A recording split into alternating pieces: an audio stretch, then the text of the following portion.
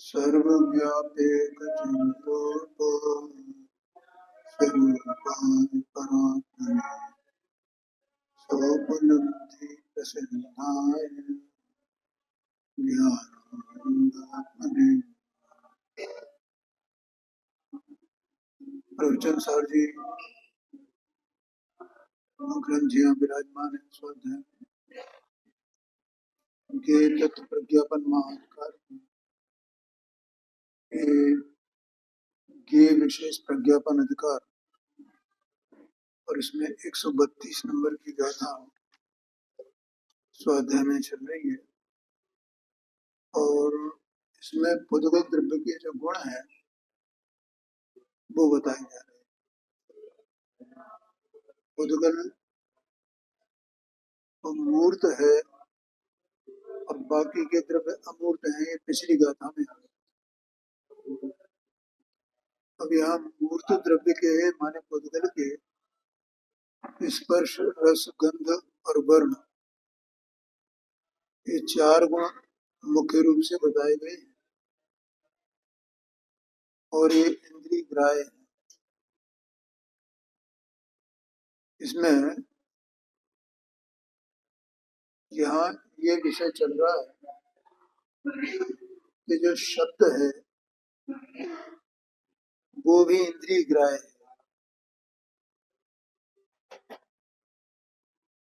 तो वो जैसे अन्य गुण जो इंद्रिय ग्राह्य हैं तो उसी प्रकार से शब्द भी जो है ये पुद्गल का गुण है या नहीं है, ये चर्चा है। तो आचार्य देव ने कहा कि शब्द जो है शब्द अपने आप में कोई गुण ही नहीं। देखो गुण का लक्षण क्या है? द्रव्याश्रय गुण। गुण जो है वो द्रव्य के आश्रय से होते हैं। तो अगर शब्द जो है वो गुण हो तो इसे भी किसी न किसी द्रव्य के आश्रय से होना चाहिए। ठीक है। दूसरी बात क्या है कि जो शब्द है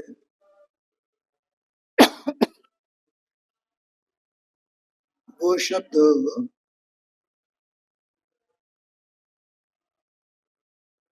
कर्णेंद्रिय का विषय है लेकिन बाकी के इंद्रियों का विषय वो नहीं है। इसका मतलब वो स्पर्श रूप भी नहीं है, रस रूप भी नहीं है, गंध रूप भी नहीं है, वर्ण रूप भी नहीं है। तो वो अरूपी जैसा लगता है। जो शब्द है माने जैसे अपन आवाज निकाल रहे हैं तो ये आवाज है तो ये अरूपी है ना, दिख नहीं रही है ना कहीं। तो इसलिए ऐसी भी शंका हो सकती है कि ये शब्द कहीं अमूर्त द्रव्य का गुण तो नहीं है। तो आचार्य देव ने पहले ये कहा कि ये अमूर्त द्रव्य का गुण तो नहीं है। क्यों नहीं है अमूर्त द्रव्य का गुण? अमूर्त कौन कौन से हैं? हाँ, जीव, धर्म, अधर्म, आकाश और काल, ये 5 द्रव्य अमूर्त है। तो अमूर्त द्रव्य का भी ये गुण नहीं है, ऐसा कहा। ऐसा क्यों है? क्योंकि जितना जो कुछ अमूर्त पदार्थ है वो सब इंद्रिय ग्राह्य नहीं है और शब्द जो है वो इंद्रिय ग्राह्य है, इसलिए वो अमूर्त का गुण तो नहीं हो सकता, ऐसा कहा।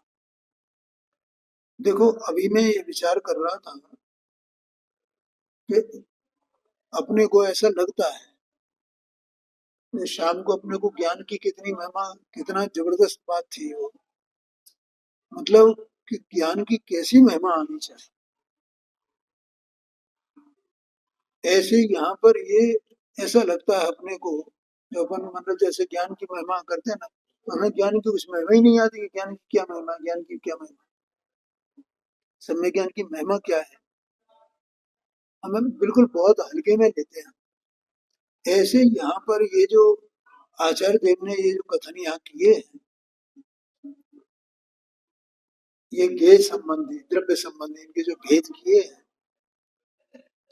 तो ये भेद क्यों किए हैं, क्यों जानना चाहिए? हमें ऐसा लगता है कि जान होना जाना इसमें क्या फर्क पड़ता है? नहीं, हमें इनको जानने से हमें क्या फायदा होगा, हमें इनको जानने से क्या फायदा? पर आप ये जानते हैं व्यवहार सम्यक दर्शन किसको कहते हैं? छह द्रव्य, सात तत्व, नौ पदार्थ और पांच हस्तकाय, इसके श्रद्धान को व्यवहार सम्यक दर्शन कहते हैं। और निश्चय सम्यक दर्शन हो, ठीक है, तो उसके साथ में इन सब का भी ज्ञान यथार्थ ज्यों का त्यों हमें दिखना चाहिए, लगना चाहिए ना। देखो जो द्रव्यलिंगी होता है ना, उसको भी इनका ज्ञान होता, अपने सामने लगा है मोक्ष में प्रकाशक में, हस्ता मलक बात, हाथ पे रखे हुए आंवले के समान वो छह द्रव्यों को जानता है। कैसे जानता होगा? इतना श्रद्धान उसे होता है। मान जैसे ये जो विवेचना चल रही है ना, शब्द शब्द वो पर्याय है कि द्रव्य है कि गुण है, क्या है, तो ये हमारे एकदम उसमें उतर जाए ज्ञान में। और वो ये कभी कोई पूछे हमसे तो हमें ये प्रतीति में रहना चाहिए कि शब्द वास्तव में गुण नहीं है, वो अमूर्त का भी गुण नहीं है। अमूर्त का गुण नहीं है तो क्यों नहीं है, और मूर्त का गुण नहीं है तो क्यों नहीं है?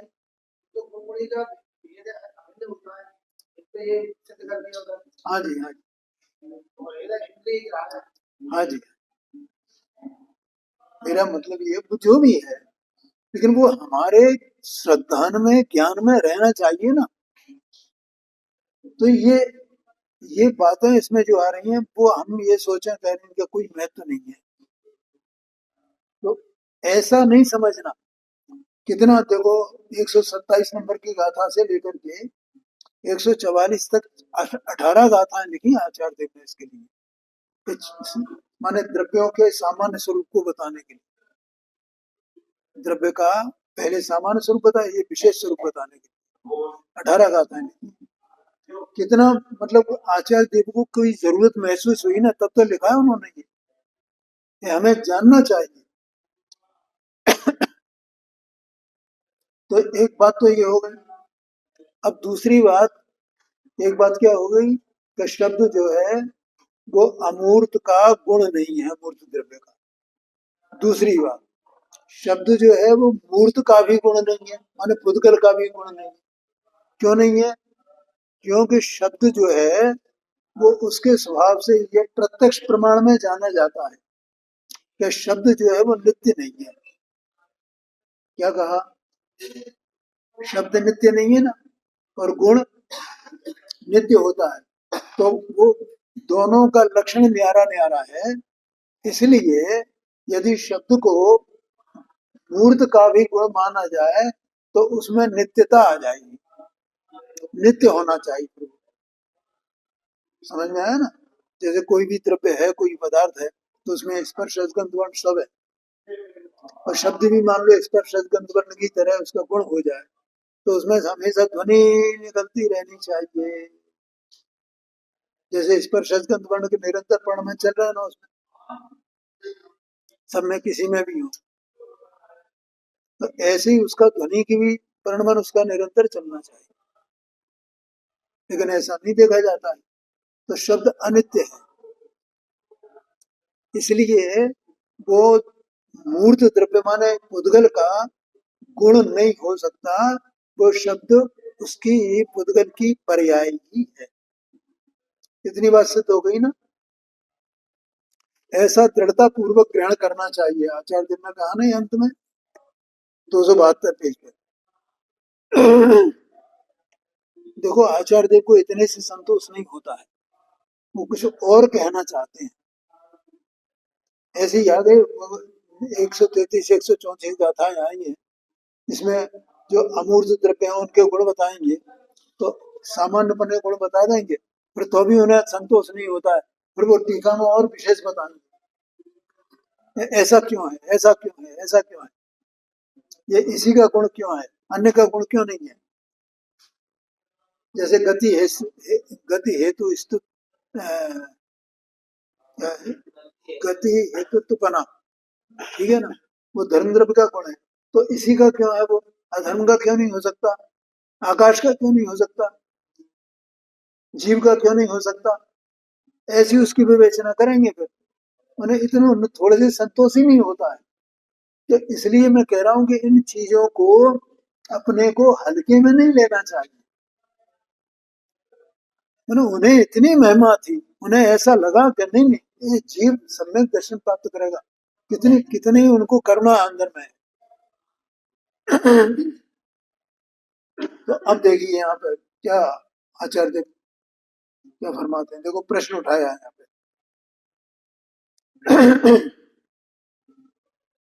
तीसरा पैरा है 272 पेज पर। और यदि शब्द उद्गल की पर्याय हो तो वह पृथ्वी स्कंद की भांति स्पर्शनादिक इंद्रियों का विषय होना चाहिए। ऐसा ये प्रश्न है।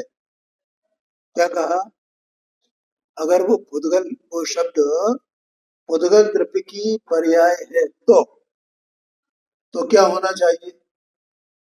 तो जैसे पृथ्वी का स्कंद जो है, ये सब जो है ना, ये टेबल है, ये है, ये पृथ्वी स्कंद ही समझो आप। ये स्थूल है ना, स्थूल पृथ्वी स्कंद स्थूल है ना, तो ये सब स्थूल है ना। तो इनमें स्पर्श गंध वर्ण सब देखा जा सकता है ना, स्पर्श भी है, रस भी है, गंध भी है, वर्ण भी, सब में, ठीक है। माने इनका यहाँ तक कि इसका जो रॉ मटेरियल होगा ना, ठीक है, तो वो चारों अपने को चारों इंद्रियों का विषय वो बनता है, ठीक है। तो इसका मतलब वहाँ जो स्पर्श गुण है, रस गुण है, गंध गुण है, वर्ण गुण है, तो उनका परिणमन वो चारों इंद्रियों के द्वारा उनकी पर्यायें ज्ञात हो रही है ना। तो अगर ये इसकी पर्याय है उद्गल की, तो वो भी ज्ञात होना चाहिए ना उसी में, इसकी पर्याय है ना ये। तो जैसे स्पर्श का विषय बने, ये रसना इंद्री का विषय बने, कर्ण को चक्षु इंद्री का विषय बने, घ्राण इंद्री का विषय बने, ऐसे कर्ण इंद्री का विषय भी इसी समय बनना चाहिए ना, अगर इसकी पर्याय है तो। प्रश्न समझ में आया कि नहीं आया। नहीं, भ्रम नहीं, प्रश्न है ये। हाँ, ऐसा प्रश्न खड़ा हो गया, ऐसा प्रश्न है। हाँ जी, हाँ जी, हाँ, वो भी तो विषय बनना चाहिए अगर इसकी पर्याय है तो। जैसे स्पर्श गंध वर्ण की पर्याय इसमें विषय बन रही है, वैसे शब्द स्फुटगल की पर्याय है, तो वो भी तो विषय बननी चाहिए, इसमें से निकलती हुई दिखनी चाहिए ना वो। ऐसा आशय है। बोलो, प्रश्न समझ में आया कि नहीं आया। अर्थात जैसे पृथ्वी स्कंद रूप उद्गल पर्याय, उद्गल की पर्याय सर्व इंद्रियों से क्या तो होती है, ठीक है। उद्गल की पर्याय सर्व इंद्रियों से ज्ञात होती है ना। उद्गल की पर्याय सर्व इंद्रियों, अरे पुस्तक है ना, किसकी पर्याय है, तो सब इंद्रियों से प्राप्त, माने ये विषय बन रही है ना सब इंद्रियों की। ये स्पर्श भी है, इसमें रस भी है, इसमें गंध भी है, वर्ण भी है, ये बन रहा है कि नहीं बन रहा। और ये अपने आप में खुद उद्गल की पर्याय है, और पर्याय में ये चारों चीजें विषय बन रही हैं इसकी। उसी प्रकार शब्द रूप उद्गल पर्याय भी सभी इंद्रियों से ज्ञात होनी चाहिए। शब्द रूप जो उद्गल पर्याय है वो भी सभी इंद्रियों से ज्ञात होनी चाहिए। ये पुद्गल की पर्याय कहा ना आपने, और शब्द भी पुद्गल की पर्याय। तो ये पुद्गल की पर्याय चारों इंद्रियों का विषय बन रही है ना, और वो अकेली कर्णेंद्रिय का विषय बनती है शब्द पर्याय। तो वो सभी इंद्रियों के विषय क्यों नहीं बनती है? तो वो तो पुद्गल में ही है, पुद्गल की पर्याय।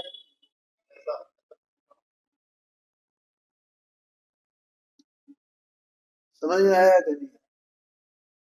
शब्द जैसे स्पर्श, रस, गंध, वर्ण, इनकी पर्याय पुद्गलमयी है, तो ये पुद्गल का स्कंध है। तो चारों इंद्रियों से ये जानने में आता है इसकी पर्याय। ठीक है। अब शब्द भी इसकी पर्याय है, तो वो शब्द भी सभी इंद्रियों से ज्ञात होना चाहिए ना, अकेली कर्णेंद्रिय का विषय वो क्यों बनती? ऐसा प्रश्न है। अकेले कान से ही क्यों सुना जाता है शब्द को? अगर वो पुद्गल की पर्याय है, तो पुद्गल की जो पर्याय है वो सभी इंद्रियों का विषय बन जाती है ना, चारों इंद्रियों का विषय बन जाती है ना। तो वो शब्द रूप पर्याय जो पुद्गल की ही कही जा रही है, वो अकेली कर्णेंद्रिय का विषय क्यों है, वो और अन्य इंद्रियों का विषय क्यों नहीं है, ये बताओ आप तो हमें।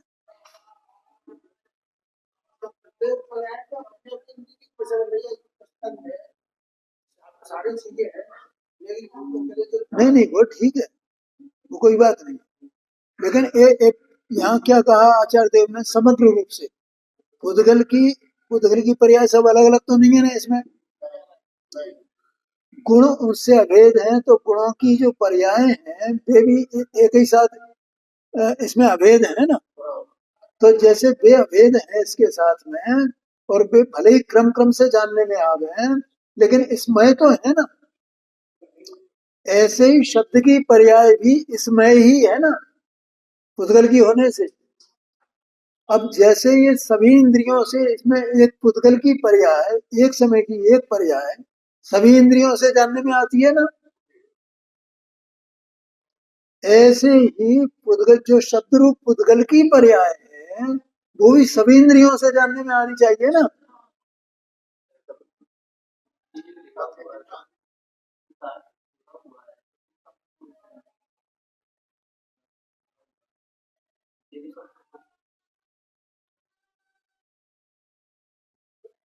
हाँ, इसे भी शब्द बोलते हैं, इसे शब्द बोलते हैं, वो बात की बात है, पहले इसको समझना है, इधर से इधर उधर मत हो, अभी समझो। देखो भैया, अभी इसको समझ लो फिर उसकी बात करेंगे। हाँ, तो माने वे सब एक साथ यहाँ पे है ना, तो ऐसे ही शब्द पर्याय भी यहाँ उसी समय होनी चाहिए ना। और जैसे ये सभी इंद्रियों से ज्ञात होती है ना इसकी पर्याय, ऐसे शब्द की पर्याय भी सभी इंद्रियों से ज्ञात होनी चाहिए ना, ऐसा आशय है। भाई पुद्गल की पर्याय तो एक समय की एक है ना, अब एक समय की जो पर्याय है तो उसमें स्पर्श भी है, रस भी है, गंध भी है, वर्ण भी है, तो सभी इंद्रियों का विषय हो गई ना वो। अब शब्द को भी तुम इसी की पर्याय कह रहे हो, तो जैसे वो इसकी पर्याय, पुद्गल की पर्याय वो सभी इंद्रियों से जानी जा रही है, ऐसे वो शब्द पर्याय भी उन इंद्रियों से जानी जानी चाहिए ना।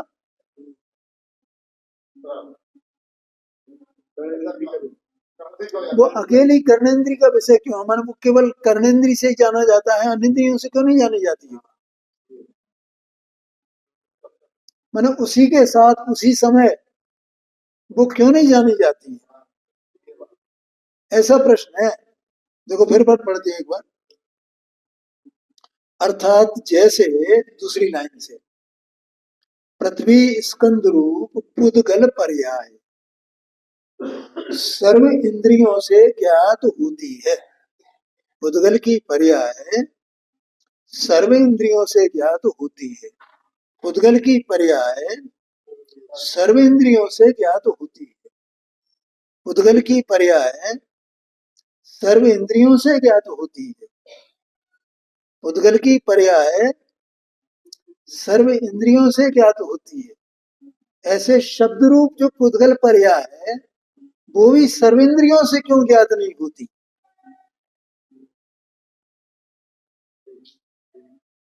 ऐसा प्रश्न है। अब समझ में आया प्रश्न?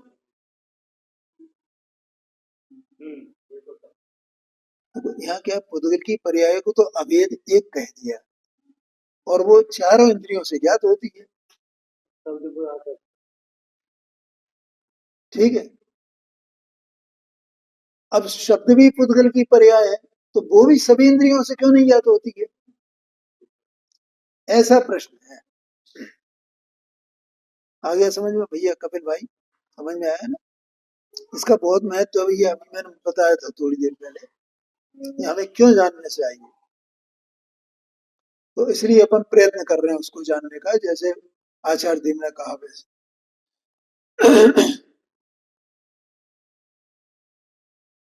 उसी प्रकार शब्दरूप पुद्गल पर्याय भी सभी इंद्रियों से ज्ञात होनी चाहिए।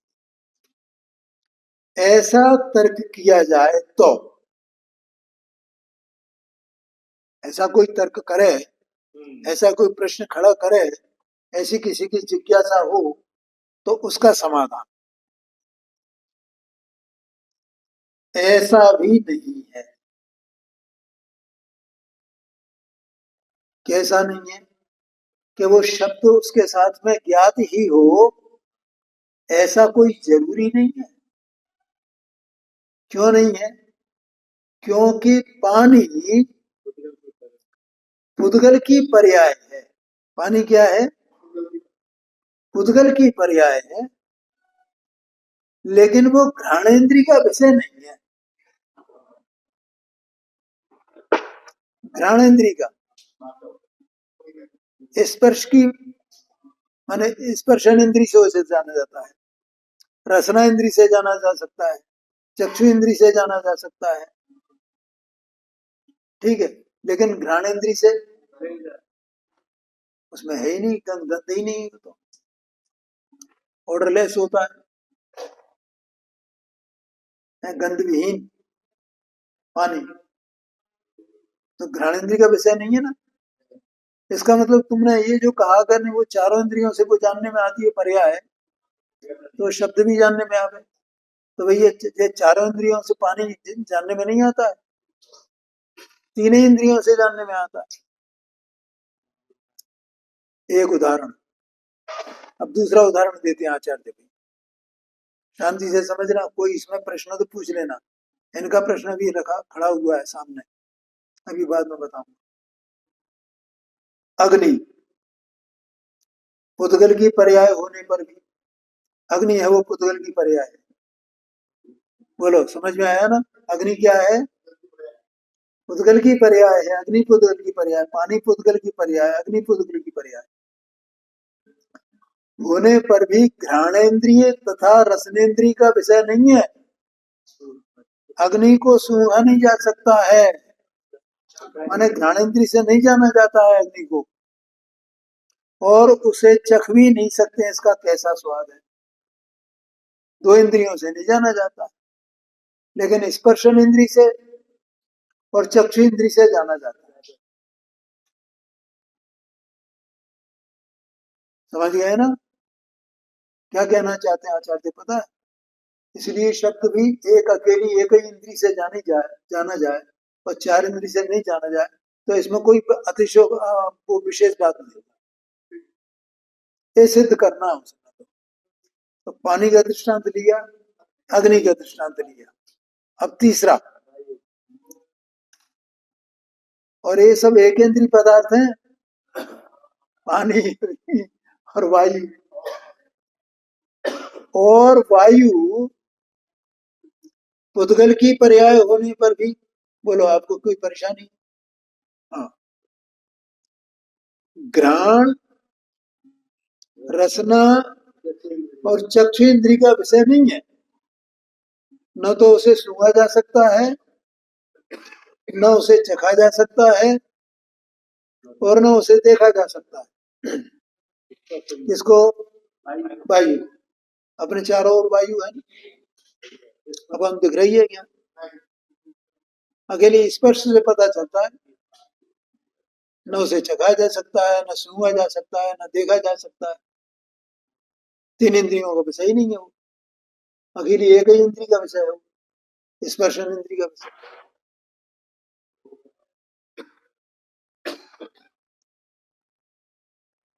ठीक है, ये एक बात हो गई। अब दूसरी बात करते हैं। और ऐसा भी नहीं है कि पानी गंध रहित है इसलिए नाक से अग्राह्य है। अग्नि गंध और रस से रहित है इसलिए नाक तथा जीभ से अग्राह्य है। और वायु गंध रस तथा वर्ण रहित है इसलिए नाक जीभ और आंखों से अग्राह्य है। मन वो अग्राह्य भी नहीं है, ये कह रहे हैं, वो ग्राह्य है। अब कैसे ग्राह्य है उसको बताते हैं। क्यों? क्योंकि सभी पुद्गल स्पर्श आदि चतुष्क युक्त स्वीकार किए गए। ख्याल में आया कि नहीं? पानी भी है, पानी का भी जो माने पानी जो पुद्गल की पर्याय है, तो उसमें ऐसा नहीं है कि उसमें वो गंध नहीं होगी, गंध गुण वहां नहीं होगा, ऐसा नहीं है। गंध गुण होगा और उसकी पर्याय भी होगी, लेकिन वो इंद्री से ग्रहण नहीं है।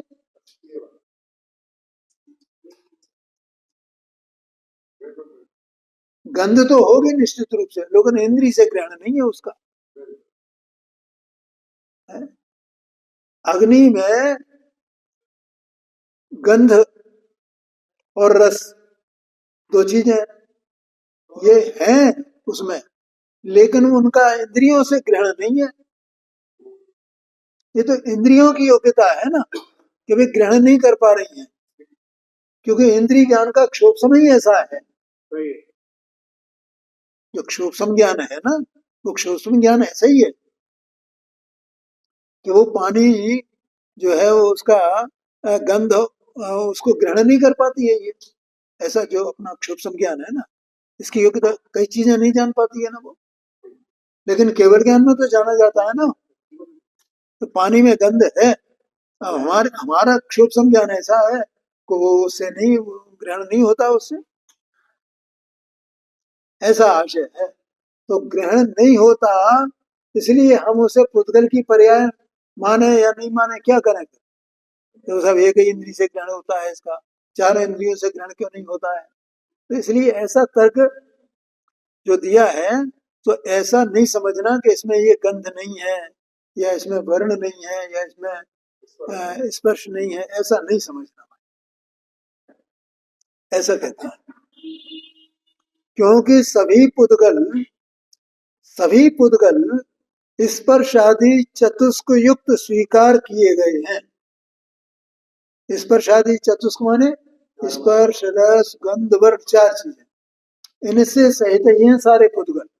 तो चाहे वो पुद्गल शब्द रूप हो, शब्द रूप पर्याय वाला हो, चाहे वो पानी वाला हो, चाहे वो अग्नि वाला हो, कोई भी हो, उसमें चारों स्वीकार किए गए हैं पांडे। भगवान ने अपने केवल ज्ञान में चारों देखे हैं। बोलो भैया, समझ में आया कि नहीं आया? क्योंकि जिनके स्पर्शादि चतुष्क व्यक्त हैं ऐसे, अब देखिए पानी के संबंध में, वायु के संबंध में और अग्नि के संबंध में कुछ विशेष बात यहाँ कहते हैं आचार्य, और उसमें ये सिद्ध करते हैं कि पानी में भी चारों गुण विद्यमान है, अग्नि में भी चारों गुण विद्यमान है, और वायु में भी चारों गुण विद्यमान है। ये आचार्य देव ने अपने तर्क से सिद्ध किया है। देखो आप क्या गजब बात है।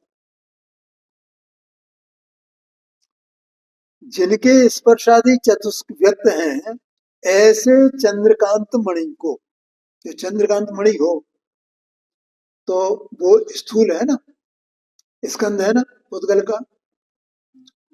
तो अब स्थूल होने से उसमें चारों माने चारों गुण तो होंगे ही ना, जो भी स्कंद है तो वो स्कंद में चारों गुण होंगे ना, जो अपने को मतलब चारों इंद्रियों का विषय बने। ऐसा होगा क्या नहीं होगा, क्या भैया हरीश भाई? हाँ जी, हाँ जी। चारों होंगे कि नहीं होंगे चंद्रगंध में? माने उसे चखा भी जा सके, उसे सूंघा भी जा सके, उसे देखा भी जा सके और स्पर्श भी किया जा सके, ऐसा है चंद्रगंध मणि। ठीक है, एक। दूसरा, अरण्य को, अरण्य माने लकड़ी होती है, लकड़ी भी उसमें चारों गुण है क्या नहीं है लकड़ी में? है। और तीसरा, जौ, जो है तो उसमें चारों गुण माने जाएंगे नहीं माने जाएंगे, माने चारों इंद्रियों का विषय बन सकते हैं ना। ये तीन चीजें नहीं आचार देव में, चंद्रकांत मणि, लकड़ी और जौ। ठीक है, अब इनमें चारों गुण विद्यमान है कि नहीं, इसे कौन नकारेगा? क्योंकि चारों इंद्रियों के ये विषय बनते हैं, जो भी चारों इंद्रियों का विषय, लकड़ी भी चारों इंद्रियों का विषय और चंद्रकांत मणि भी चारों इंद्रियों का विषय। ठीक है, अब क्या होता है, जौ को जो पुद्गल उत्पन्न करते हैं, जो पुद्गल अर्थात जिन पुद्गलों से वो उसकी रचना होती है, काय की, जौ की, चंद्रकांत मणि की, लकड़ी की, परमाणुओं से रचना है ना उनकी। परमाणु माने पुद्गल, पुद्गल माने परमाणु, उन पुद्गलों से उनकी रचना है। किसकी? लकड़ी की। ठीक है, अच्छा, उन्हीं के द्वारा किनके द्वारा? उन्हीं परमाणुओं से बने हैं ना, तो उन्हीं के द्वारा, उन्हीं चंद्रकांत मणि द्वारा, उसी लकड़ी द्वारा, उसी अरण को जौ द्वारा। ठीक है, क्या होता है, जिसकी गंध अव्यक्त है, ऐसे पानी की उत्पत्ति होती देखी जाती है। चंद्रकांत मणि से पानी झरता है। कब झरेगा? जब चंद्रमा की रोशनी में वो चंद्रकांत मणि को किया जाए ऐसे, उसको उसका सन्मुख लाया जाए, तो उसमें से पानी झरने लगता है। एक सूर्यकांत मणि होता है, वो सूर्य के सामने रखो तो उसमें से नीचे जो कोई चीज लगी हो ना, तो आग उत्पन्न हो जाएगी। हाँ जी, हाँ जी। चंद्रकांत मणि में पानी झरता है चंद्रमा की रोशनी में। ठीक है, और वो चंद्रकांत मणि कैसे बना है? पुद्गल परमाणु से बना है ना। और जो स्कंद है चंद्रकांत मणि रूप, तो उसमें इस पर सदगंधवन सब है ना, ये माने गए कि नहीं माने गए? अपन भी उसको स्वीकार कर रहे हैं ना, और उसमें से पानी निकल रहा है। ठीक है, तो इसका मतलब जब चंद्रकांत मणि में है चारों गुण, तो उसमें से निकलने वाला जो पानी है, उसमें भी चारों गुण विद्यमान होंगे कि नहीं होंगे? जबकि वो गंध विहीन है पानी। क्या समझ में आया? हाँ जी, हाँ जी। नहीं आया समझ में? भी बोलो किसको आज समझ में नहीं आया? जिसने आज समझ में नहीं आया हो, वो कक्षा की तरह हाथ उठा दे कि हमारी समझ में नहीं आया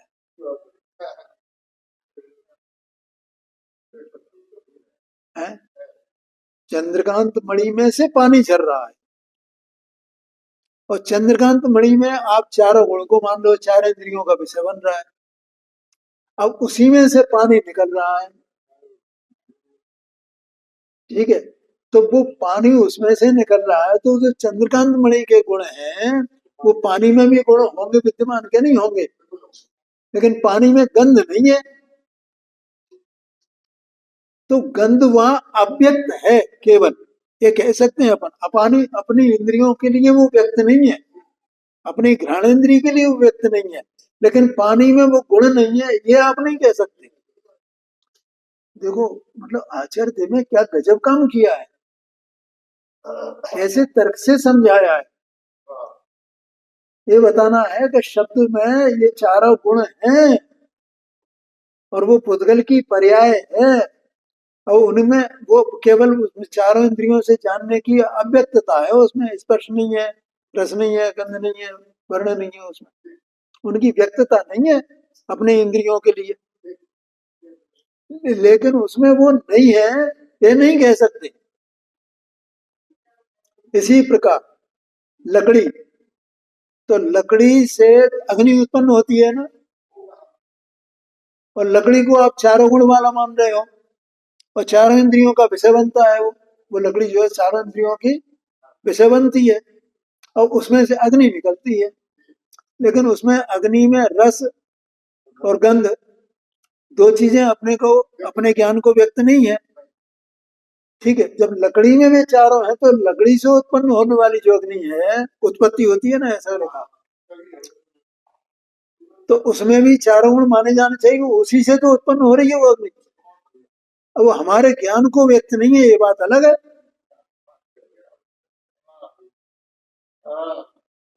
तीसरा लिया आचार्य देव ने जो का, तो देखो जो कोई खाए तो ऐसा है, मैंने एक वैद्य जो चिकित्सा पद्धति है, चिकित्सक लोग जानते हैं कि जौ से गैस बनती है, अपन जैसे गैस बोलते हैं, वायु, वायु को उत्पन्न करती है। अब वो जौ वायु को उत्पन्न करती है, और जौ तो चारों इंद्रियों का विषय है, लेकिन वायु में स्पर्श के अलावा गंध नहीं है, रस नहीं है, वर्ण नहीं है। ठीक है, और जो जो है उसमें चारों चारों इंद्रियों का वो विषय बनता है, और उसी में से वायु उत्पन्न होती है। तो वायु में भी जो उसी में से उत्पन्न हो रही है, तो चारों गुण विद्यमान होंगे कि नहीं होंगे। अब हमारी ज्ञान का विषय वो नहीं बन पा रहे, माने हमारे ज्ञान के लिए अप्रयत्न है वो, लेकिन उसमें चारों गुण नहीं है ऐसा अपन नहीं कह सकते। ऐसा तर्क देकर के आचार्य देव ने ये सिद्ध किया है कि इसी प्रकार से जो शब्द है, वो शब्द जिनसे उत्पन्न होता, शब्द कैसे उत्पन्न होगा, अभी उत्पन्न हो रहा है ना, तो ये पुद्गल का स्कंद है ना, इसमें से उत्पन्न होना ना, शरीर में से। भाषा को, शब्द को शरीर का अंग माना गया है। जैसे श्वासोच्छ्वास रूप जो वायु है ना, इसको शरीर का अंग माना, हाँ जी, ऐसे ही भाषा को भी शरीर का अंग माना। तो ये शरीर रूप जो स्कंद है, ये चारों इंद्रियों का विषय है ना, स्पर्श का, रसना का, घ्राण का और चक्षु का, पांडे जी। तो इसमें से उत्पन्न होने वाला जो शब्द है, तो भले ही उसमें से, उसमें ये चारों अव्यक्त हो अपने ज्ञान के लिए, और के लिए वो कर्णेंद्रिय का ही विषय हो, लेकिन उसमें भी सारे ही गुण विद्यमान हैं ऐसा समझना। और जहां जहां ये उत्पन्न होती है, जैसे बादलों की गड़गड़ाहट हो रही है, ख्याल में आया कि नहीं, या तबला से ध्वनि उत्पन्न की जा रही है, बांसुरी से उत्पन्न ध्वनि उत्पन्न हो रही है, तो सब में ही, अब वो बांसुरी है तो बांसुरी चारों इंद्रियों का विषय होगी क्या नहीं होगी, बादल है तो चारों इंद्रियों का विषय है क्या नहीं है। तो उसमें से जो ध्वनि उत्पन्न हो रही है, या अपन ने ताली बजाई ऐसे, ये तो ध्वनि उत्पन्न हुई ना। तो इस प्रकार से वो जो ध्वनि शब्द उत्पन्न हो रहा है, वो शब्द, उसमें भले ही वो इंद्रिय ज्ञान का विषय नहीं हो, चारों इंद्रियों का विषय नहीं हो, अगले कर्णेंद्रिय का विषय हो, लेकिन उसमें सारे गुण विद्यमान नहीं है ऐसा हम नहीं कह सकते, क्योंकि वो पुद्गल की पर्याय है, इसलिए चारों ही उसमें विद्यमान होने चाहिए, ऐसा आचार्य देव का तर्क है, और ये सभी को मान्य हो सकता है।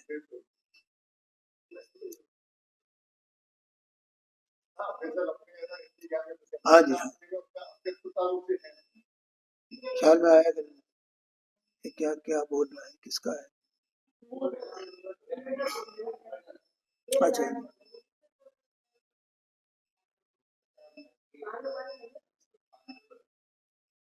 चलो ठीक है, तो इस प्रकार से समझना।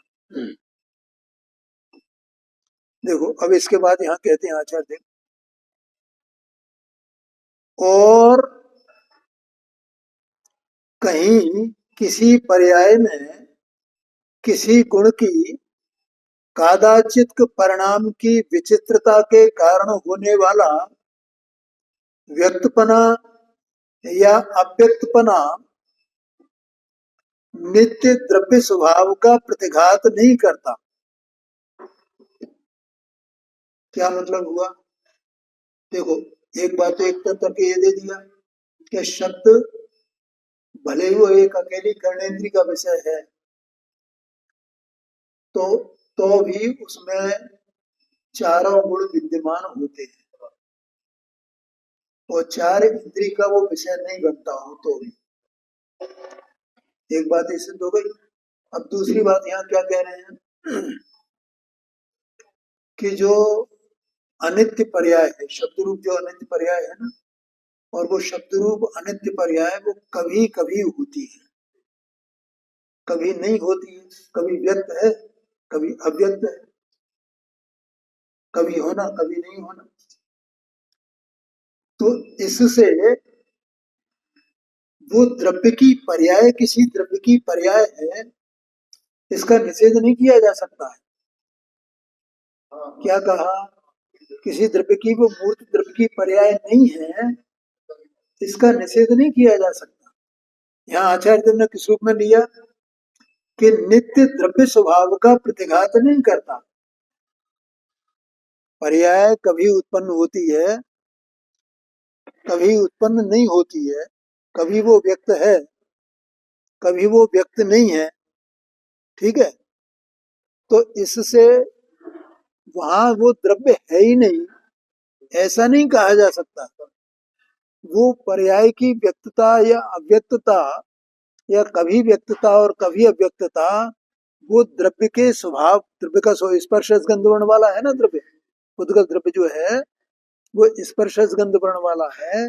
तो इसलिए वो उसका घात करता है, अर्थात उसका अभाव करता है, उसको कोई हानि पहुंचाता है, ऐसा भी नहीं है। ऐसा समझना। ख्याल में आया? अर्थात अनित्य परिणाम के कारण होने वाली गुण की प्रकटता या अप्रगटता नित्य द्रव्य स्वभाव के साथ कहीं विरोध को प्राप्त नहीं होती है। माने वो द्रव्य तो नित्य है और पर्याय नित्य है, और वो पर्याय कभी कभी हो, तो इससे जो है वो पर्याय द्रव्य का द्रव्य की नित्यता का विरोध नहीं करता है। क्या ये पर्याय अनित्य है तो इसका द्रव्य भी अनित्य ही होगा, ऐसा भी नहीं है कि ये कोई अलग से ही पर्याय, माने अलग से पर्याय है ना, ये अकेली कर्णेंद्रिय का विषय है, तो इसका मतलब द्रव्य भी या तो ये अकेली अपने आप में अनित्य है, ये द्रव्य की पर्याय है ही नहीं, ऐसे ही मान लिया जाए। ख्याल में आया कि नहीं आया? तो ऐसा नहीं है, वो द्रव्य की ही, और वो पुद्गल पुद्गल जो मूर्त है उसी द्रव्य की वो पर्याय है, वो कभी होती है कभी नहीं होती है। देखो जो अन्य पर्याय है ना वे तो नित्य है, माने अन्य गुणों के साथ में उसमें प्राय सभी पर्याय, चारों पर्याय जो है वो हमेशा रहती हैं। और वो पर्याय जो पुद्गल की वो शब्द रूप जो पर्याय है वो कभी होती है कभी नहीं होती है, तो इससे उसके द्रव्य का विरोध होए ऐसा नहीं है, ऐसा आचार्य देव ने कहा है। ठीक है, समय भी हो गया है, आगे की चर्चा अपन कल करेंगे।